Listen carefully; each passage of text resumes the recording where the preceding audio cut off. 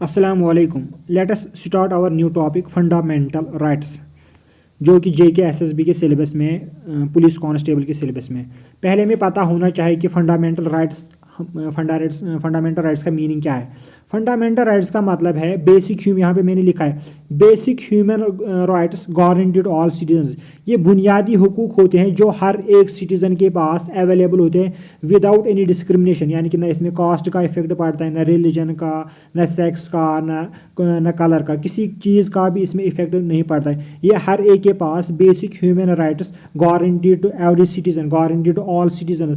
हर citizen के पास क्या होते हैं? Basic human rights. उन बेसिक ह्यूमन राइट्स को हम क्या कहते हैं? उनको हम कहते हैं फंडामेंटल राइट्स। क्या कहते हैं? Fundamental rights. Basic human rights available to all citizens are known as fundamental rights. अब हम इनको फंडामेंटल राइट्स क्यों कहते हैं? फंडामेंटल राइट्स इसके लिए दो बात। एक तो पहली बात यह है कि जो हमारा कॉन्स्टिट्यूशन है वो इनकी गारंटी देता है। फंडामेंटल राइट्स की गारंटी कौन देता है? वो देता है हमारा कॉन्स्टिट्यूशन, इसीलिए हम इनको कहते हैं फंडामेंटल राइट्स। दूसरी बात यह है दे आर जस्टिसेबल। जस्टिसेबल का मतलब है these are enforceable by court. अगर किसी सिटीजन के जो फंडामेंटल राइट्स है वो वायलेट होते हैं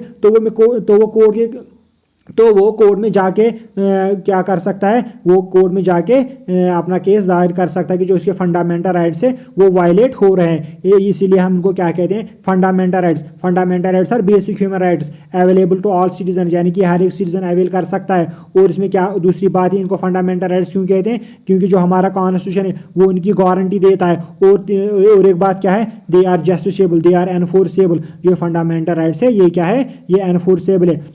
अब इसके बाद और एक बात क्या है? वो ये है कि जो फंडामेंटल राइट्स है ये हमारे पार्ट 3 में आते हैं। पार्ट 3 ऑफ और कॉन्स्टिट्यूशन में क्या आते हैं? वो आते हैं फंडामेंटल राइट्स। जैसे जो हमारा पार्ट 1 है कॉन्स्टिट्यूशन का, उसमें क्या आता है? वो किसके साथ डील कर रहे हैं? उसमें आते हैं आर्टिकल्स 1 to 4। पार्ट 1 में 1 to 4 आर्टिकल्स वो किसके साथ करते हैं? अगर हमें फॉर्मेशन ऑफ न्यू स्टेट करनी होगी या किसी स्टेट में ऑल्टरेशन करनी होगी या नेम में चेंज वगैरह करनी होगी तो वो किस पार्ट के अंदर आता है? वो आता है पार्ट 1 के अंदर। पार्ट 2 में क्या आता है? पार्ट 2 में आते हैं फ्रॉम आर्टिकल्स 5 to 11। इसमें कौन सा पार्ट आता है? इसमें आता है सिटीजनशिप के रिगार्डिंग जो भी आर्टिकल्स हैं वो आते हैं पार्ट 2 में। किस आर्टिकल के अंदर? आर्टिकल 5 से लेकर आर्टिकल 11 तक में आते हैं सिटीजनशिप। लेकिन हमें यहाँ पे पढ़ना है फंडामेंटल राइट्स।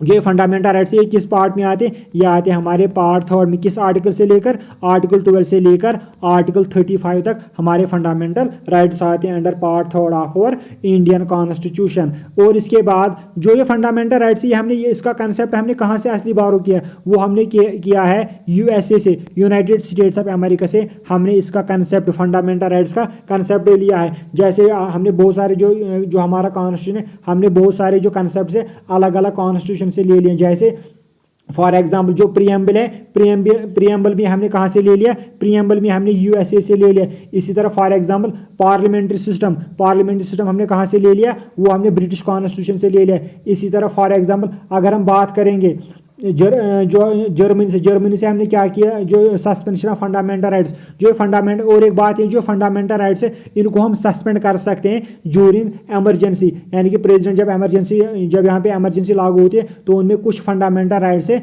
जो क्या होते हैं? जो सस्पेंड होते हैं। कुछ फंडामेंटल राइट्स ऐसे होते हैं जो क्या होते हैं? जो सस्पेंड होते हैं। Some fundamental rights are suspended during emergency. और ये फंडामेंटल राइट्स का कंसेप्ट हमने कहाँ से ले लिया?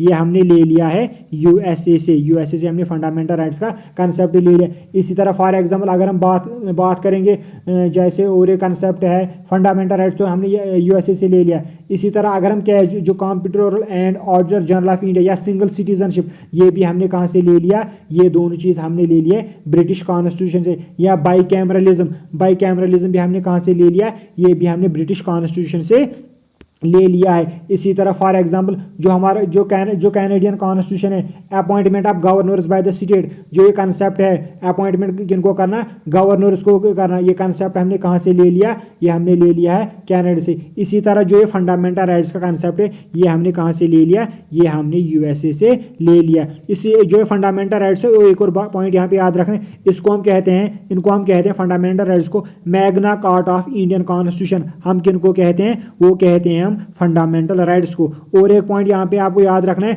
These are justiciable. जस्टिसेबल का मतलब ये है these are protected and guaranteed by constitution, यानी कि जो फंडामेंटल राइट्स है इनको कॉन्स्टिट्यूशन क्या करता है, इनको प्रोटेक्ट करता है और इनकी गारंटी देता है। ये बात हमने पहले पढ़ी है, बेसिक ह्यूमन राइट्स है और इनको फंडामेंटल राइट्स क्यों कहते हैं, because they are guaranteed by constitution.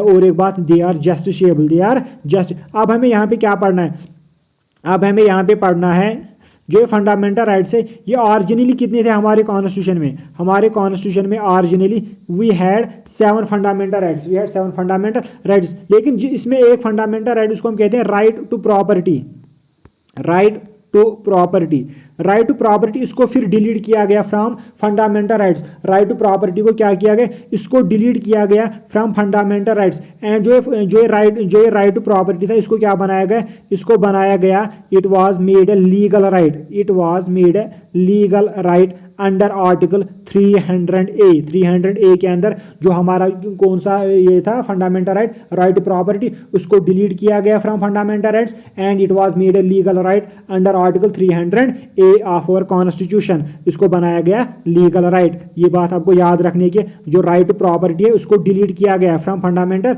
Rights. Originally we had 7 fundamental rights, now we have 6 fundamental rights. लेकिन इसमें फिर एक और फंडामेंटल राइट ऐड हो गया, वो हम आगे पढ़ेंगे। पहले आपको याद रखना है we had originally 7 fundamental rights but the right to property was deleted under and it was made a legal right under article 300A, it was made a legal right, right to property was deleted. ये आपको याद रखना है। इसके बाद क्या पढ़ना है, और यहाँ पे क्या पढ़ना है आपको, अब आपको यहाँ पे याद रखना है जो फंडामेंटल राइट्स है कौन कौन से फंडामेंटल राइट्स है। पहले आपको याद रखना है, यहाँ पे पहला याद रखना है right to equality, right to equality, और दूसरा है right to freedom, right to freedom, और एक फंडामेंटल राइट है और है राइट अगेंस्ट एक्सप्लॉइटेशन, ये एक और फंडामेंटल, इनको हम आगे इलॉबरेटली पढ़ेंगे। लेकिन पहले आपको याद रखना है कि कौन कौन सा फंडामेंटल राइट, एक है राइट टू इक्वालिटी, दूसरा है राइट टू फ्रीडम, और तीसरा है राइट अगेंस्ट एक्सप्लॉइटेशन, चौथा है right to freedom of religion, और इसके बाद है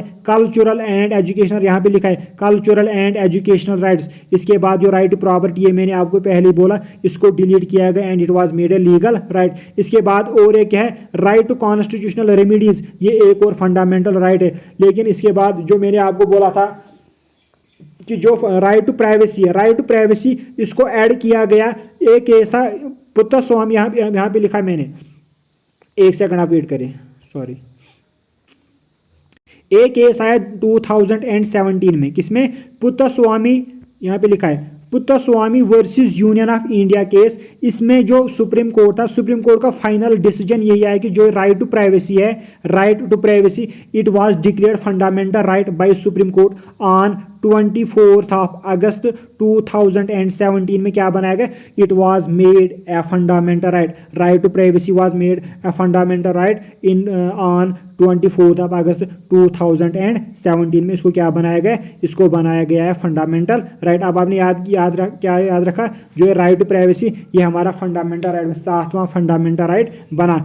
यहाँ पे आपने कौन कौन सा याद रखा, एक है राइट टू इक्वालिटी, ये हमारा पहला फंडामेंटल राइट है, राइट टू इक्वालिटी। दूसरा है right to freedom, right to freedom ये हमारा दूसरा है। तीसरा है इसके बाद right against exploitation, right against exploitation, यह है तीसरा फंडामेंटल राइट। इसके बाद है freedom of religion, freedom of religion. इसके बाद है cultural and educational rights, cultural and educational rights. इसके बाद है कल्चरल एंड एजुकेशनल राइट्स, ये है एक और फंडामेंटल राइट। इसके बाद था राइट टू प्रॉपर्टी, लेकिन उसको डिलीट किया।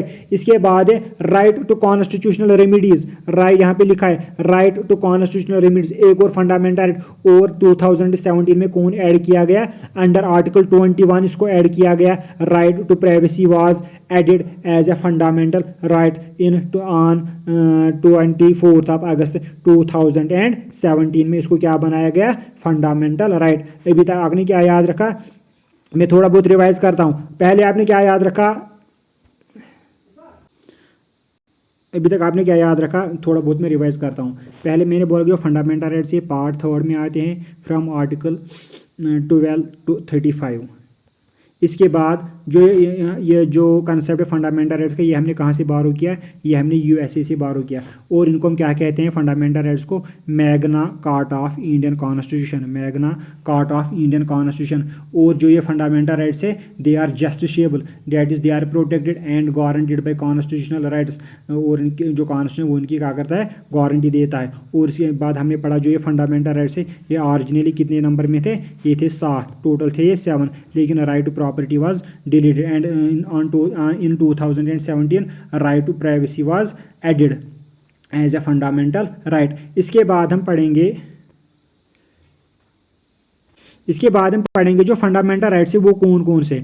पहले ही आपको याद रखना है पार्ट 3 में आते हैं आर्टिकल 12 से लेकर आर्टिकल 35 तक। पहला जो आर्टिकल है वो है आर्टिकल 12, वो है डेफिनेशन ऑफ स्टेट। इसमें क्या जो आर्टिकल 12 ये हमें क्या देता है? इसमें देता है ये डेफिनेशन ऑफ, यानी कि स्टेट हम किसको कहते हैं? डेफिनेशन ऑफ स्टेट कौन देता है? वो देता है आर्टिकल 12। और स्टेट में क्या क्या आता है? एक तो आता है गवर्नमेंट ऑफ इंडिया और दूसरा आता है इसमें पार्लियामेंट ऑफ इंडिया। एक तो आता है इसमें गवर्नमेंट, दूसरा आता है इसमें parliament. Government of India and parliament of India ये किस में आता है? ये स्टेट में इंक्लूड होता है।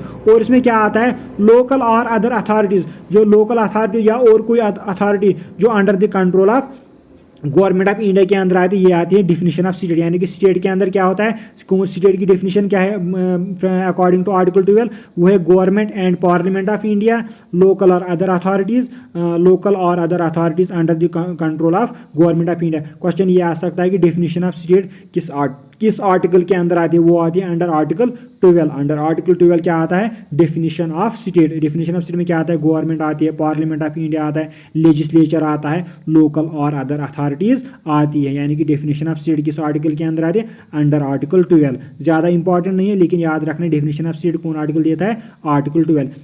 इसके बाद है आर्टिकल 13। आर्टिकल 13 क्या वो कहता है? लॉज इनकंसिस्टेंट विद और इन डेरोगेशन ऑफ फंडामेंट। अगर कोई ऐसा कानून बनेगा, अगर जब हमारा कॉन्स्टिट्यूशन बना, अगर उससे पहले कोई कानून बना था जो फंडामेंटल राइट्स को वायलेट करता है, तो वो जो लॉज है वो क्या हो जाएंगे? वो वाइड हो जाएंगे। जो फंडामेंटल राइट जो वो लॉज है वो वैलिड नहीं रहेंगे। यानी कि लॉज जो उससे पहले बने थे कॉन्स्टिट्यूशन से पहले, अगर कोई इनमें से ऐसा लॉ था जो फंडामेंटल राइट्स को वायलेट कर रहा होगा, तो वो लॉ क्या रहेगा? That will not be valid, वो वैलिड नहीं रहेगा, वो लीगली बाइंडिंग नहीं रहेगा। या और इसमें एक और कंसेप्ट आता है, जो स्टेट ऐसा कोई कानून नहीं बनाएगी। यहाँ पे मैंने लिखा है state shall not make any law, यानी कि स्टेट कोई ऐसा कानून नहीं बनेगा जिससे किसी सिटीजन के फंडामेंटल राइट्स या जो फंडामेंटल राइट्स टेक अवे करे। यानी कि कोई ऐसा कानून नहीं बनाएगी स्टेट जो फंडामेंटल राइट्स को टेक अवे करे, जो फंडामेंटल राइट्स को छीन ले। और इसके बाद हमने एक और कंसेप्ट पढ़ा डॉक्ट्रिन ऑफ जुडिशियल रिव्यू। ये क्वेश्चन आ सकता है डॉक्ट्रिन ऑफ जुडिशियल रिव्यू ये किस आर्टिकल के अंदर आता है? ये आता है under article 13। Under article judicial review का मतलब क्या है?